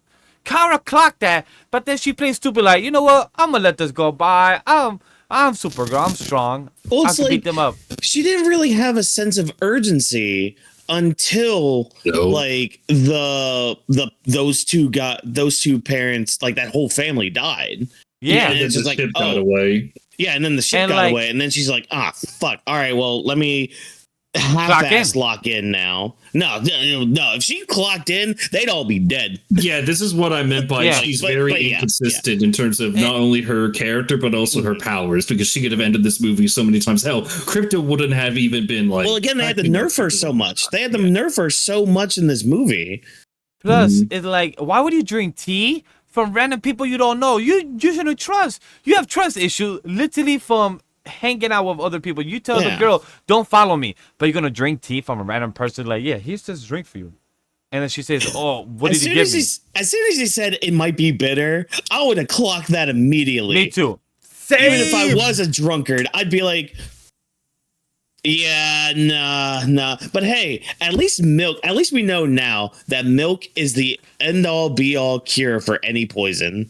Wait, you're telling me that you didn't realize that for One Piece when they did a whole Kick Island where Luffy is that was healing bones, not no. The way she was describing it was literally about like when you eat something spicy and it starts going through your system, not fucking poison. Yo, that reminded me Even from if Hot it does Ones. React different for her, but fucking Kryptonians out here. Fucking Hot Ones. They have milk and water next to, so if anybody's too spicy, Never they have drink to drink the water. Go for the milk. That's what you're supposed to drink with spicy shit. Yo, I was laughing. I'm like, wait a minute. The same time that Walker brought up about the spicy, I was like thrown off. I'm like, what? But look, Walkers, you said something earlier. You said Lobo did not need to be in the film. I'm sorry. I had fun with Jason Momoa being in the film. Oh, he was in it more. Yeah, I was happy he was in it. Like, yo, for a second, I thought he was done being the bar scene. But once we found him being caught in jail in the prison and just being part of it and just literally riding his motorcycle, that shit was fun. I love Lobo in the comics. I love Lobo in the animated. And to see him in the live action and Jason Momoa fucking having fun-ass time, I'm like, yo, all right, cool. You really don't need to be here. It's obvious. You could have laughed. You are literally... But the way Carl just said, please don't talk to him. He has a God complex, which is true. Yeah. He is a God complex. He's immortal. And I love that. This might be the opposite of the of the feeling for people. I feel like if you didn't have him during that fight scene that happened in the middle of town, I feel like he would have been used a little better. I feel like that was where he stood out the most, where it's just like, do you actually need to be part of this fight scene right now? Where it could have been really cool if he just disappeared, but then he just reappeared in the cage. Like, that would have actually been kind of cold. Like, we know he's looking for this one Bricken or whatever the fuck they were called, and he didn't find them in the bar, and he just disappeared the rest of the movie, then reappeared like right there, and he had that line of like, a hunter waits and all that shit, and then he just kicks down the door when what's her face is trying to free it. That was funny, but I feel like that could have been colder, but that would have been meant less screen time for Jason Momoa, which already he didn't really have that much. But I don't know, that's more nitpicky and maybe how I would have done it, but I see the vision though. Yeah, I'm also somebody that grew up with Lobo from the Superman animated series, and he just kind of showed up in an episode, did his shit, and then fucked off. So that's what I love about him. It was just dope in a motorcycle. It reminded me of Ghost Rider a lot as a kid. Like, both dudes not giving a fuck. Just one is about vengeance and one is more to God, but one is from a devil, and the other one is just literally goes around planets and just does their own stupid shit. And now he's just like, when what's her face in the cage, she's just like, he killed my parents for no reason. Oh, sports the reason. Yeah, it sounds like there was a reason. I'm just like, thank you. Thank you. You're not wrong, but like, he had reason. He had a good time. The guy murdered him. Yo, but no lie, I had a laugh when the brother popped out, trying to be funny, boo, and literally just got killed in a second. Like, you're annoying. Axe in the back, I'm like, damn. And then the mom was like, no. I'm like, what did you expect? What do you expect? You didn't tell him to shut up or nothing. The brother just came out to literally scare his sister. This brother was just an idiot. He caused the whole shit. The parents could have lived. With a big might. Nah. Trev, any thoughts about Lobo or any thoughts about these parents and these cool swords that was taken care of so well? I actually want to make a comparison. Talk to me. I almost got a sense that the writers they saw Rogue One, and then they decided to try and do a copy paste for that opening with the parents, only done so much worse. Because in Supergirl, you have a lot of exposition, or it's like lazy exposition. It's like, oh man, they're here. They must be here for our swords. Oh no, we must hide them. We will do our best. Meanwhile, in Rogue One, it's like, oh shit, Krennic's here. Oh shit. And then Krennic would actually have a reasonable conversation with these other characters. But no, Supergirl is just like, plot. But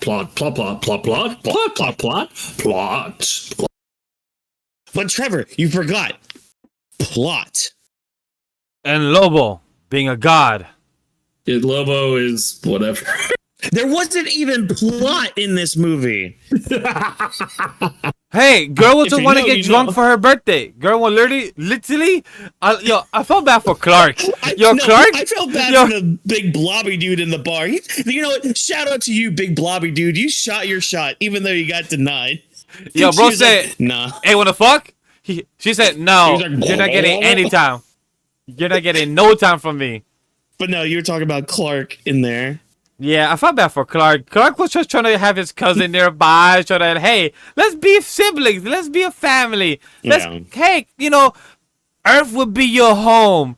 And she's like, yo, I'm going to just be by this red sun to get drunk. Fuck off. I'm just vibing, bro. I don't blame her for going away. Look at the apartment, the first apartment he gave her. That place it had a good view, sure. But she's a freeloader. What can he do? She's a freeloader. What can he do, man? Oh, man, if only there were a pair of loving parents down in Kansas that could take her, much like in every other fucking adaptation I've seen of this character. What, they did? Oh, yeah, if only those parents loved Superman. What's wrong? I see you. He did. Hey, Clark tried, and a I do want to say, talking about Clark, talking about Kara, let's talk about the Kryptonians. Let's talk about the last thing about them actually. We saw Clark left the planet. We saw, Jor-El send his baby, go to be a god on Earth. We know that. But then Kara and their people did what we know in the comics, that usually, for those that don't know, usually Brainiac is what gets them in a little capsule, little type of city, and he kind of kidnaps them in some of the stories, or he keeps in the capsule, and then Superman eventually saves them in some of the issues of some of the storylines, and then he brings them back on Earth in some of them adaptations. But in this one, they get out. Krypton has a bit of Kryptonian going around, and then they get a bit of poison, and then a lot of the people start dying. Do they all live somehow after all these years? We don't know. That wasn't really, vague. We don't know if somehow when she escaped, some of the people are still trying to survive, or maybe the, Zoro, maybe still some has them alive. How do you feel about the Kryptons of the backstory? Any excitement? Any care for her? I mean, really just kind on my end. it just kind of doubles down on Kal-El's dad being a kind of a piece of shit, but that's whatever. I mean, it just solidifying that part, and how there were like two different camps when it came to the Kryptonians and how they thought. So yeah, it at least was nice to see just the other end of the spectrum when it came to the fall of Krypton. Okay, so in this overall, let's talk about the story. What do you give it as a 10? As a Your 10? honest opinion, Chad. Yeah, out of 10. What do you give the story? Go ahead, Trevor. 3. All right, Chad, you heard 3. I'll give it 6. 6. How about you, Watkins? Wait, but earlier you said it was an 8. You No. agreed with IGN. That's my overall rating. That's my overall rating, an 8. Story wise, it's a 6. What's yours, Watkins? Only a Sith deals in absolutes. Story probably a 2. Okay, we got 3 out of 2 and a 6. 5, because I don't do. Yeah, but yeah, right. 2 out of 5. How about characters, Trav? What's your out of 10 for characters? 1. Damn, just went lower for characters in the story. That's crazy. For me, for story, I will give it honestly a 7 for the characters. I enjoy Kara, even though she was like nerf. But characters wise, we get the Kryptons. The chick, honestly, the one that kept asking about revenge, she did not care about her in the beginning. My wife did for some reason, but by the end of the film, she grew on me. Because they went to go drink, and Kara said, I didn't finish to celebrate my birthday. And I'm like, cool. They had a little girls trip. Nice for them. So it grew on me. But I like Superman, Lobo. Like I said, I was very happy about them. So I enjoy Lobo. How about you, Marcus? Anything for characters out of 10? Or technically for you out of 5 then? I would probably say 2.5 out of 5. How about action, Trev? What's your score for action? Is it past a 5 at least? 2. Silence. There was only one moment that I really liked, and it was what Watkins said earlier. The car again, a little slam combo on Clem. That was it. I'll give action a solid 7. Watkins? I would give it a 3. Out of 5, right? Yeah. Oh, yeah. And then what's your overall rating? Trev, you go by the first. way, I don't know if mine was never out of 5. Mine's out of 10, just for that. Yeah, we knew. Okay. But what's your overall rating then? Fucking 2. 2 out of 10? 2 out of 10, yeah. Copy. So, chat, you heard it here. 2 out of 10 for our Kaladi Crescent. And for me, I'm going to give it... So, Watkins said an 8 out of 10 for me was my overall rating, but I'm going to go down a bit. I'm going to go a 7.5 out of 10. And out of 5, I'm going to go 3 out of 5. I'm going to go 2.5 out of 5. Just 2.5 right there in the middle. It was A-okay. It was all right. But will it save the DCU? Well, that's a whole other topic for what we're about to get into right now. Oh boy, here we fucking go. So chat. To preface Will it save this, it? oh yeah. So to preface this, Vash, this is all done for you, specifically for this episode. This is our presentation. So a couple weeks ago, we were just talking in one of our group chats, and I had the thought about everything because, like, what was it? What? How did this start, Trevor? Oh, like, I remember what was the starting conversation. You were asking us in our little group chat. You were asking Yeah. like, what was the last big superhero movie? One that was not only financially successful, but one that everyone seemed to love. Yeah. And they held on to that love, by the way. They held on to it. Like, yeah, my prompt was, what was the last successful superhero movie? So, and we stuck mainly with live action with this because it would be completely unfair to put Spider-Verse in here because fuck Spider-Verse, but you know. Oh yeah, I only kept to the MCU at first. So at first, I went through the numbers. Now, we need to abandon the concept of if you guys see budget was like 100 million and then the film made 250 million, that is not a win. That really is not a win because unfortunately, as of today, this changed too. Yes, the rules have changed. Do not believe the twits on Twitter. Yeah. That say like, oh, but it made $150 million more than the budget. It's like, oh, we need to have a chat because typically not only does the film need to make 2.5 times its budget to be successful, like that's when you start to break it even. That's when you start earning the pennies. Apparently, you may need to add like there's also other hidden costs. So we may need to add like another 1.5 times to it. But I don't know the full story about that. So let's be generous. Let's be generous and let's just say that, hey, your movie, if it wants to start earning pennies back, it needs to earn 2.5 times the budget. So then I went through all of phase 4, all of phase 5, the MCU. And it turns out, what was it, Watkins? Only No Way Home was like the solid hit.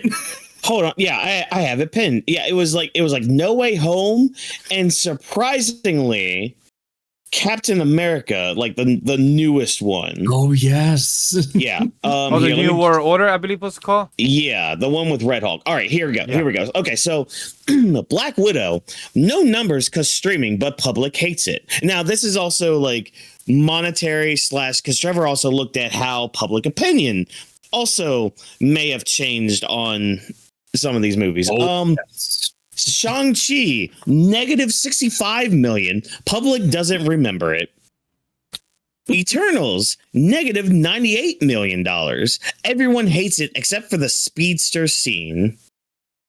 I don't understand that, but oh wait, yeah, that's right. Because it's that one speedster scene that everyone references. But like, Chad, I'm one of the fans that actually enjoy the movie by itself because I actually grew up with Eternals in the comics. A big shout out to Jack Kirby, so I actually do enjoy Eternals. More power to you, buddy.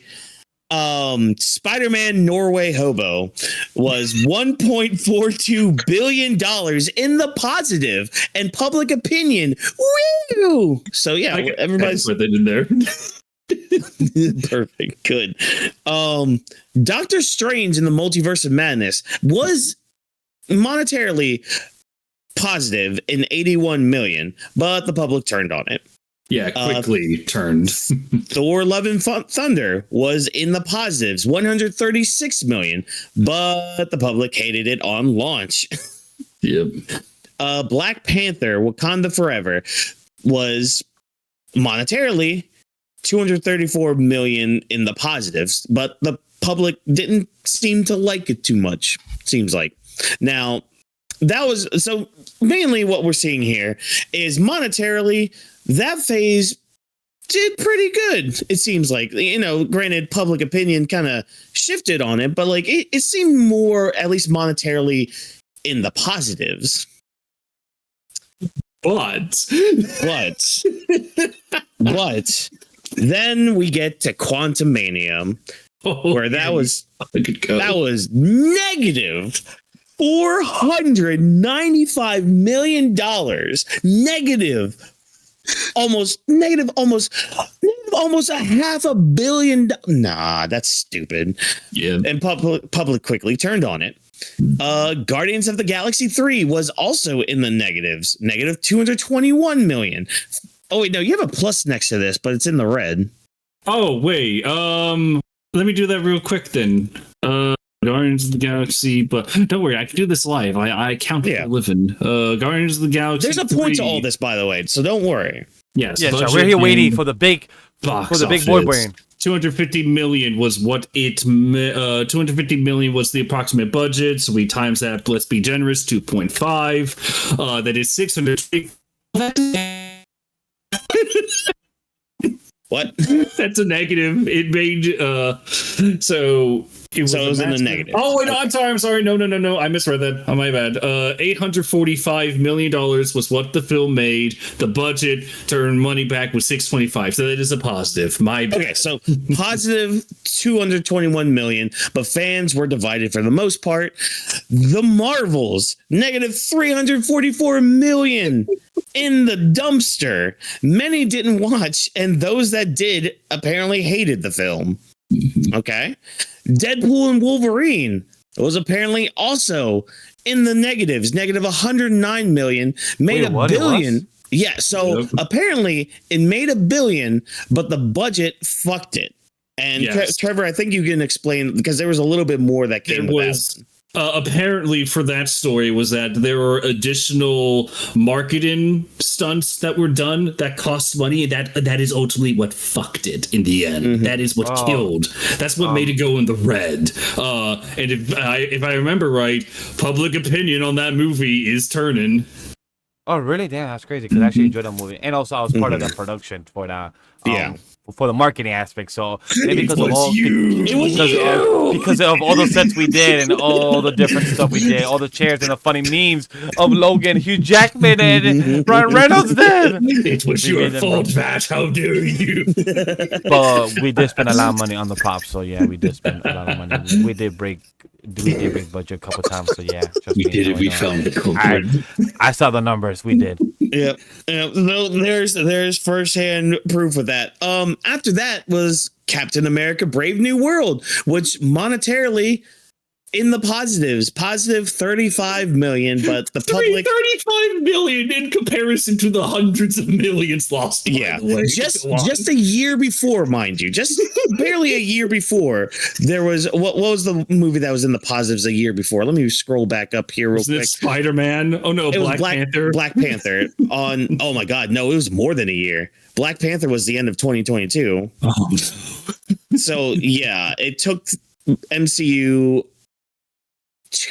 over 2 years to have a movie go in the positive financially. Thunderbolts was after that, also in the negative, which was 322 million. But hey, the public still loves it. Yep. I do. I'm one of them.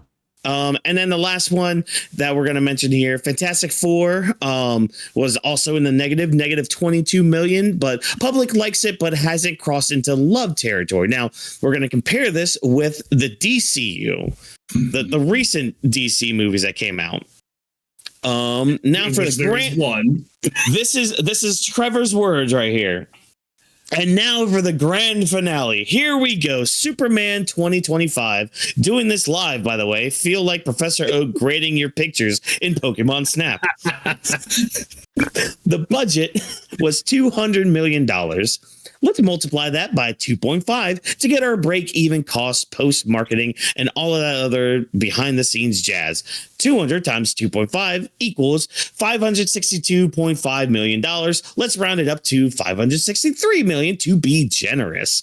Total box office earnings were around $618 million. Drum roll, please. James Gunn's debut film as Fuhrer of DC lost the studio $55 million. And like we talked about, the public is already kind of starting to turn on it. But yeah, the last message there was good luck, car. So the reason behind all this, because again, my question for all this was, when was the last successful superhero movie? And from all that being said, at least financially, it looked like the last one was Captain America Brave New World. Well, I do also want to preface that the last movie that still has almost universal love and has earned plenty of money, Spider-Man. And that came out of what? 2021, 22 or something? Yeah, it was like end of 21 because I was still married at the time. So oh yeah, 2021. Yeah. Yeah. But it's insane. So the reason for all this is to kind of see where the trend is going when it comes to superhero movies, because the main topic of that conversation was, why are we wasting resources on live action superhero adaptations when they continue to lose money and they constantly get criticized to the point of like, why are they still doing these? Like, and I mean, Vash, you've worked on a set before for big superhero like MCU, DCU movie and all that. So it's just like it baffles a lot of us to wonder, like, we see these numbers happen. Why do they continue to make these movies a thing? Why is this a reality? I will say this as somebody that we know, because we're getting another DC film, not just in a month or two. We're getting literally around the corner. Clayface coming out September 11, 2026. It's gonna save us. We have a bloody horror standalone feature, which I'm like, wait, it's a bloody horror. Why don't you wait until October if that's the case? But that's whatever it is. It's still gonna, people could still watch in October. But then after that, we have Man of Tomorrow, Batman the Brave and Bold, will introduce a DC official Cape Crusader alongside his son Damian Wayne, and Teen Titans in development, Swamp Thing in development, Wonder Woman in development, and Bane and Deathstroke movie is supposedly being written, but not yet, still moving forward. It's just right now in the process of being written, which I don't think that was going to happen. Like, why would he have a Bane and Deathstroke without the Crusader? Like, what the fuck does that make sense? So it's very interesting direction where we're gonna go in the Batman universe, in the DC universe, and who they choose also as Batman will also succeed, because we cannot forget that the DC also has their Elseworld, where they have Batman Part 2 with Matt Reeves and Robert Pattinson. We also have their version of Batman. We also have the DC animated. So a lot of projects is still being done by DC. If Supergirl, for them, whatever happened the next couple weeks, in the next month or so, if they see this as a flop, hopefully they don't, because whatever didn't work, they could improve. The actress still was good, just the written script was bad.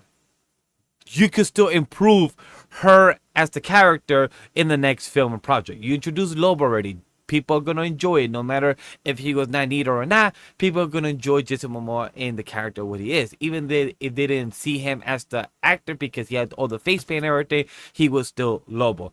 The actress as Kara, as Supergirl, I feel like she still did a great job. So nonetheless, I'm excited for the DCU for only having 2 official projects, Superman, Supergirl. Was this the perfect next one that they should have released? No. I feel like they should have released another Clayface or the Batman film or something.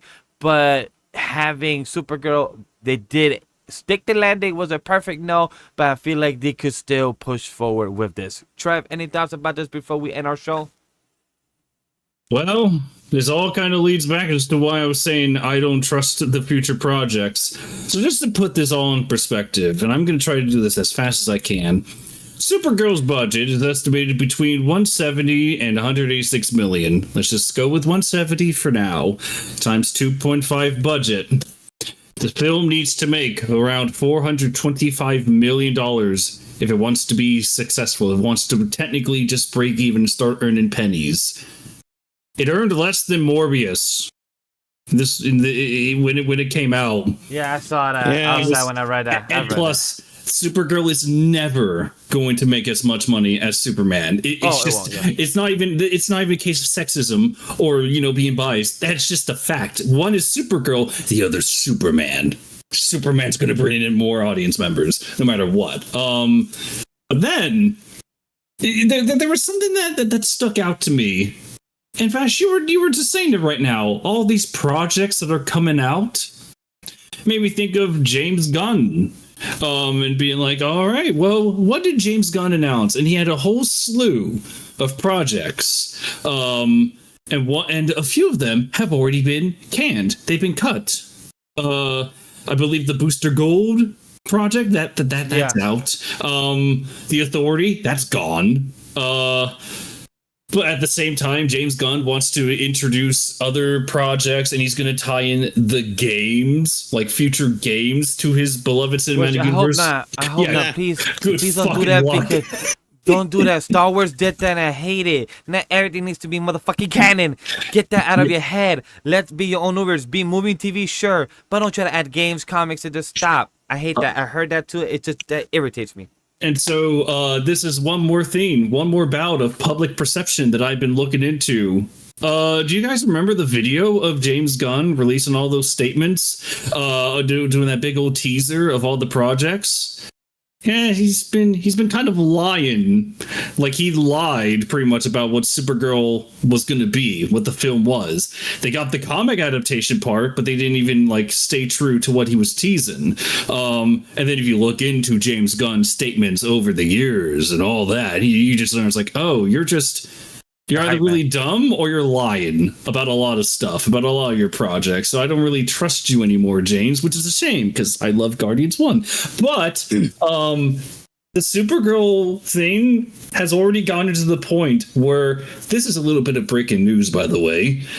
Peter Safran, the big boss of all this, he came out and he made a statement about Supergirl underperforming. It's like, well, while Supergirl didn't meet our box office expectations, it's just one component of a broader long-term strategy at DC Studios that we remain confident in.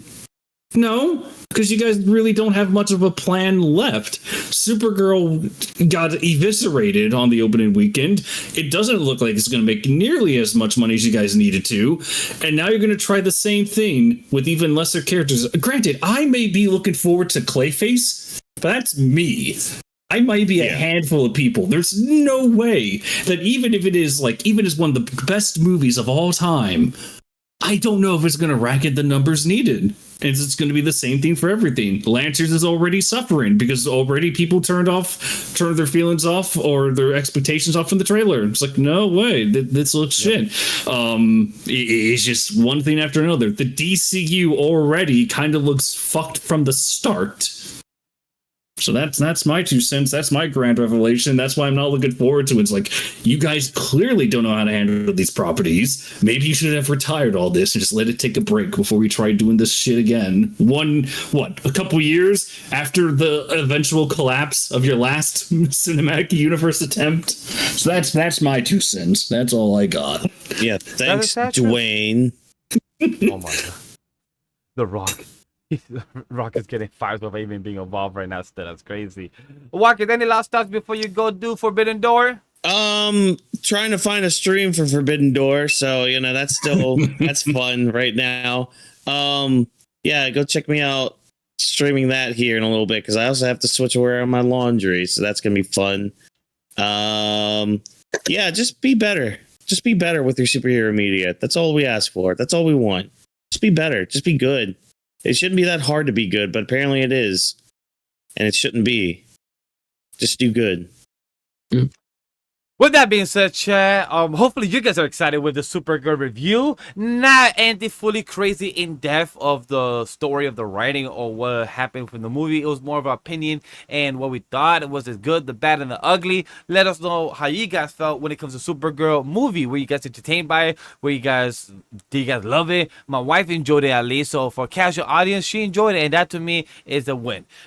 She also agreed that the writing wasn't the best, but for her, she doesn't care about those things. She just, she was entertained. That's what she cares about. She doesn't do a deep dive. But let us know if you guys did a deep dive. Did you guys read the comic like Trevor mentioned? Where you got disappointed that it wasn't a full adaptation from what the Woman of Tomorrow was? What James Gunn has been hyping up for the past 2-3 years? Or do you guys feel that James Gunn is a damn fucking liar and is telling us to just be entertained and shut up and just watch like Triple H does? So let us know if you guys are excited for Clayface, Man of Tomorrow, Batman Brave and the Bold, Teen Titans, Swamp Thing, or the Batman Part 2 from the DC Elseworlds. So without those being said, let us know from the DCU or the new DC projects animated. Other than that, let us know what you guys were entertained by this episode. I'm Legend D Vash. Trevor, Cloudy Crescent, Walker's the World Champion. Thank you guys for watching and joining us tonight and taking time to listen in. The Weebs Lounge podcast is presented by AniMa W3 Studio and our production team, Vash, Walker's, Cloudy, and special thanks to our producer and guest for the future. Because next week's episode is X-Men 97, the review of the original season 1 and the original series that came out in the 90s. So stay tuned for that and follow the socials of the brand, and all the links are down below in the description. Lastly, share, like, and most importantly, give feedback and let us know what you thought of this episode. You guys is what made the show and help us succeed. Of all the audio listeners and YouTube listeners, we thank you on behalf of everyone at AniMa W3 Studio. We thank you for joining us in the Weebs Lounge podcast. We see you later. Take care. This podcast was now recorded by live studio audience, and this is why you should have some cheese on pancakes and enjoy it with Supergirl, being drunk with a damn fucking cereal with who knows of how many old milk. Ew.